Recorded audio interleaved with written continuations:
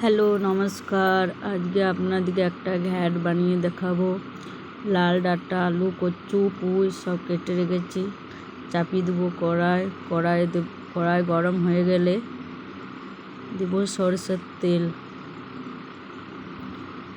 অল্প দেবো সরষের তেল গরম হয়ে দিয়ে দিলাম পাঁচফোড়নটা লাল হয়ে গেলে কেটে রাখা সবজিগুলো সব দিয়ে দেবো, দিয়ে পরে ভালো করে ভাজবো। ভালো করে নাড়াচাড়া করব। এবারে দিয়ে দেবো নুন হলুদ দিয়ে ভালো করে ভাজবো। সামান্য চিনি দিয়ে দেবো। চিনি দেওয়া হয়ে গেছে, এবারে অল্প জল দিয়ে দেবো যাতে এগুলো সিদ্ধ হয়ে যায়।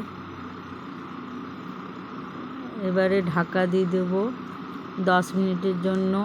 10 মিনিট পর এসে দেখছি সিদ্ধ হয়ে গেছে, জল শুকিয়ে গিয়েছে। কচু কুমড়ো লাল ডাঁটা ঘ্যাট আমার তৈরি হয়ে গিয়েছে। নিরামিষ বানালাম, দেখুন কত সুন্দর লাগছে। নিরামিষের দিনে বানাবেন, খুবই ভালো লাগবে, খেয়ে দেখবেন।